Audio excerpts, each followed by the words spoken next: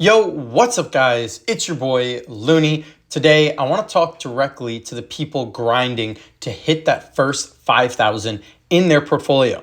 It might not sound like a lot, but that 5K milestone is a huge deal.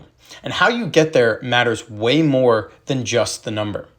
But before we get into this video, quick shout out to the Discord. It is free to join, and I also offer a premium membership for $8 a month, and that gives you access to one-on-one coaching, trade callouts. I have an option selling course. I do giveaways and more. You can check it out. All the links that are in the description.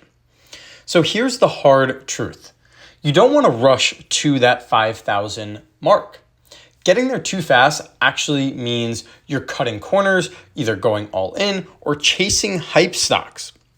For example, something like Open. Yes, this is something I'm invested in, but I'm not going all in. This is only 2% of my portfolio.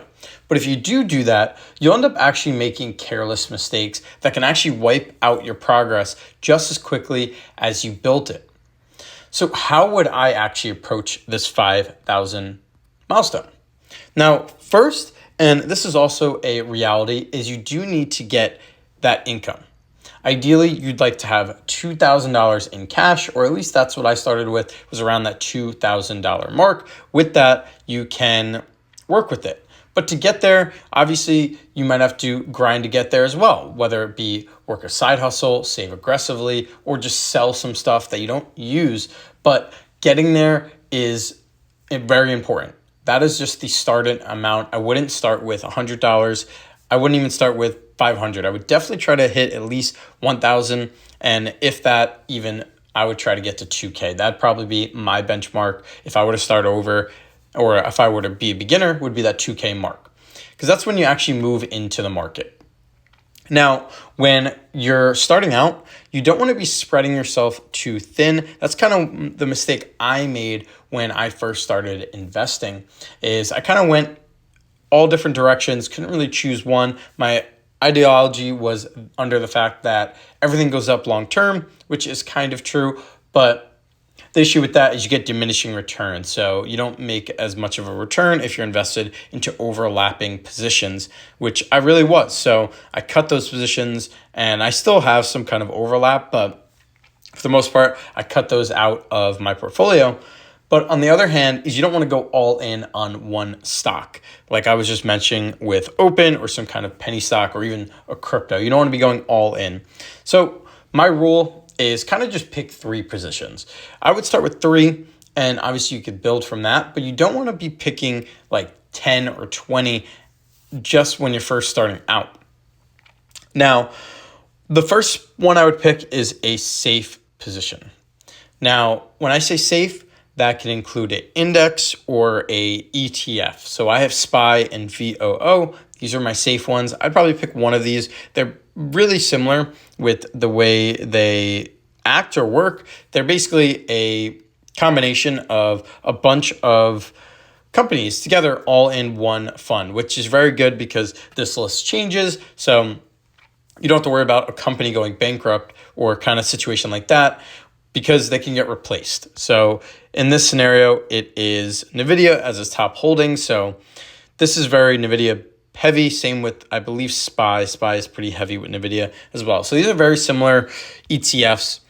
The S&P 500 is the large and mid caps, but it's like the top 500 companies, whereas VOO is large cap US stocks. So very similar, very common directions, but I would pick one of those 2 or pick another ETF that's pretty similar in its idea.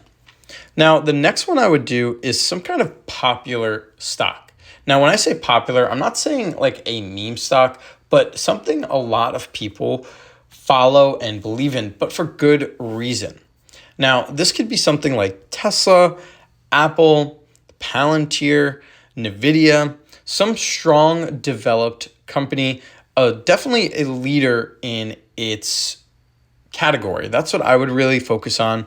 Even Robinhood's more of a speculative place, so maybe not that one, but maybe something like Google or Apple would be a great growth position, maybe even Amazon. I have Amazon in my portfolio.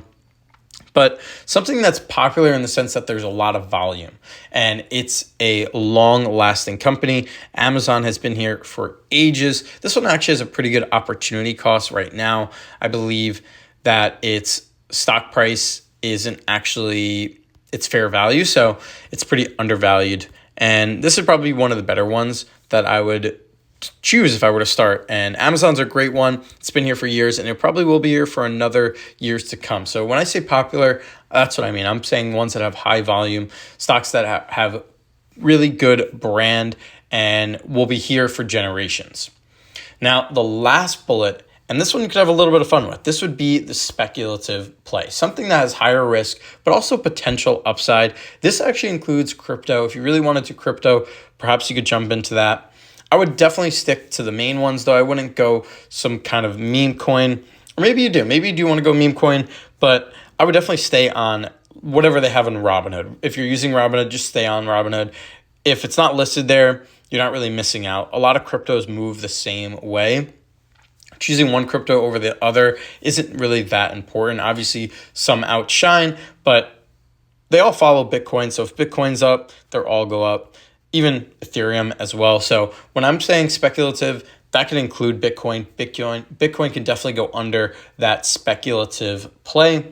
But if you really want to go crazy, you can do some kind of meme coin. Again, I would definitely put this as the lower percentage of your portfolio.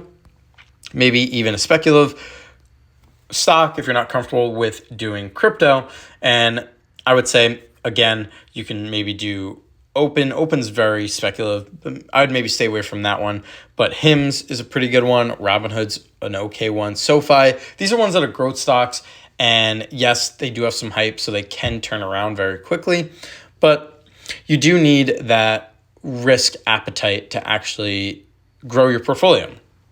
And you're not going to get that if you do all your money into ETFs. ETFs are solid, they are good, but they're very slow, steady growth.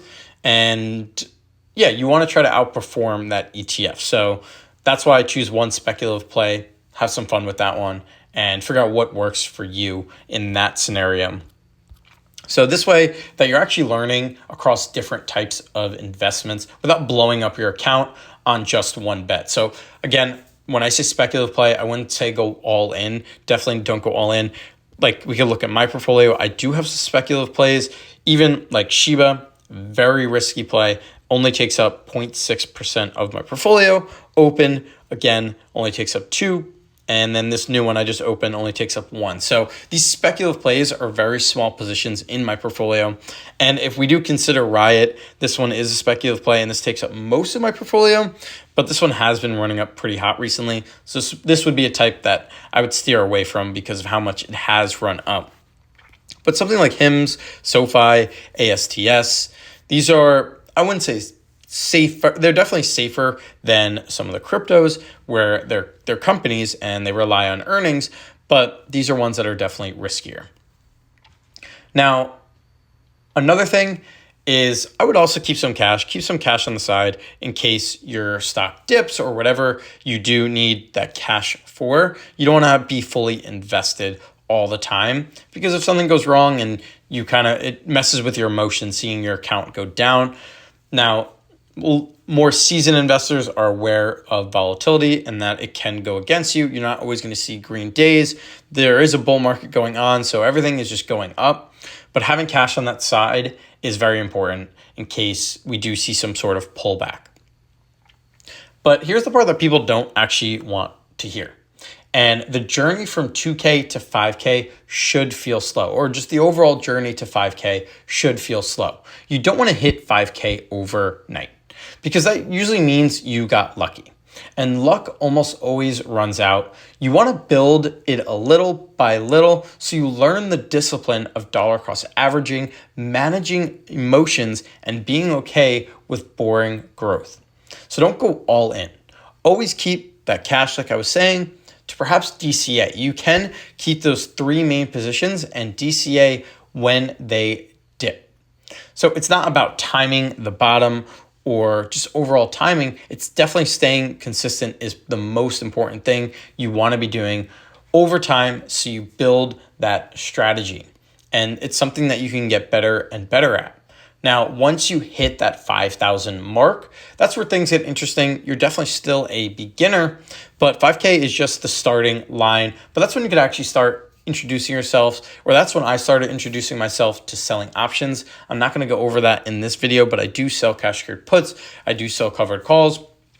You do need more capital to be doing these sort of strategies, and these do help boost my portfolio even higher, but that's definitely a topic for another video. And something I do want to go over that I kind of touched upon was that we are in a bull market. So everything is kind of just going up. Everyone sort of seems like a genius. There's no really wrong play. So you might be watching this video and thinking, why don't I just go all in and then just double my money? But everything's going up. So things can turn around very fast. We've seen that in April, and we've also seen that way before. This happens all the time. Volatility kicks in at some point. But if you build the habits now with being disciplined and not really focusing on emotions, you'll definitely be able to survive those pullbacks a lot better instead of just panicking and selling everything. So just to sum everything up, I would say grind to that 2,000, whatever it takes, Uber, side hustles, your paychecks, whatever you need to save to get that 2K. Then you can move it into the market. From there, I'd pick 3 positions. Maybe you want to do 5, but if I were to start over, I would only stick to like 3. One that is safe, one that has more volume or popular, and then one risky or speculative play. And then you want to stay consistent with those from 2K to 5K. Obviously, you want to keep some cash for dollar cost averaging, and don't let the bull market trick you into thinking this is always easy, because the market will humble you very quickly. Play the long game, and your 5K will be the start of something much bigger.